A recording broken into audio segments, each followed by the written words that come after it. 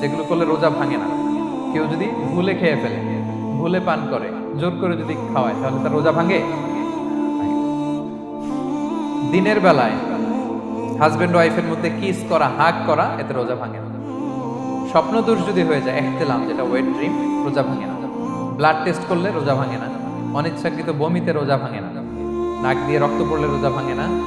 দাঁত ফালানো যায় রোজা অবস্থায়, রোজা ভাঙে না। ইনজেকশনের ক্ষেত্রে কি বলছিলাম, কেউ কি আমাকে শোনাতে পারবেন? ইয়েস। আর রোজা ভাঙবে না। মার্শাল্লাহ, এটা হয়ে গেছে। এনার্জি বুস্টিং হলে ভেঙে যাবে, কিন্তু অন্যান্য পেন কিলার, তারপর অ্যান্টিবায়োটিক টাইপের যেগুলো, এগুলোতে ইনজেকশনে, এই ভ্যাকসিনে কি হয় না, ভাঙে না।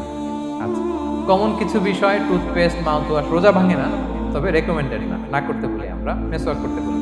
আতর ইউজ করা যাবে, পারফিউম ইউজ করা যাবে, কাজল দেয়া যাবে চোখে, ইনসুলিন দেয়া যাবে ডায়াবেটিক পেশেন্টের জন্য বলেছিলাম। আর বড় অ্যারেঞ্জমেন্ট হলে যদি জরুরি প্রয়োজন হয়, শেফ এটা লবণটা ট্রাই করতে পারবে, রোজা ভাঙবে না। এনজিওগ্রাম করা যাবে, এই জাতীয় জিনিসগুলো করা যাবে। আর কিছু ডিসপিউটেড মাসালার কথা আমরা বলেছিলাম, ইনহেলারের কথা, পাপার ইনহেলার, তারপর শুধু অক্সিজেন যায়, ইনহেলার রোজা ভাঙে না। কিন্তু যদি পাউডার ইনহেলার হয়, ভ্যাপোরাইজেশন হয়, রোজা ভেঙে যায়। সাপোসিটরির কথা আমরা বলেছিলাম, হানাফি মাযহাব অনুযায়ী ভেঙে যায়, তবে যেহেতু ইমার্জেন্সি পিরিয়ডে দিতে হয়, আপনি দেন, তারপরে কাজা করে ফেলবেন। কানের ড্রপ আমরা না দিতে বলি, যেহেতু হানাফি মাযহাবে নিষেধ করা হয়েছে। নাইট্রোগ্লিসারিন ট্যাবলেট হার্ট অ্যাটাক করলে জিহ্বার নিচে দিলে বডি অ্যাবজর্ব করে ফেলে, মডার্ন স্কলারদের মতো ভাঙে না, হানাফি স্কুল অফ থটে ভেঙে যাবে।